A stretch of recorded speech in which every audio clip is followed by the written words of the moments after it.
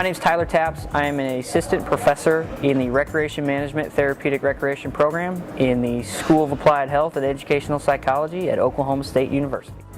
Recreation Management Therapeutic Recreation program, there are two separate options within one major.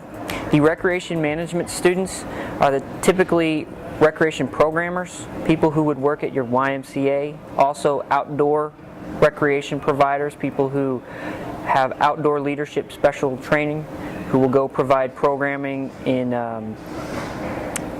outdoor settings, things like challenge course implementation, leadership initiatives, training.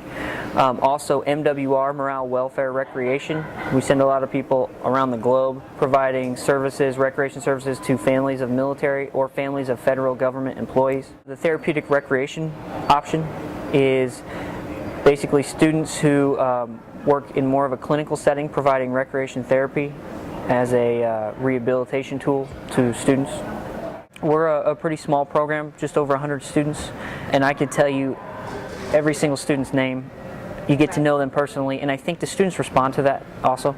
And it works the same way when we send them out into the state. When they go work for these communities, is that the people they go work for, they know them ahead of time. We know these people, and we get to establish a network and a relationship before they go out. And so that's the thing I love the most about Oklahoma State University. Majority of my research is related to gerontology, using recreation as a tool as an intervention.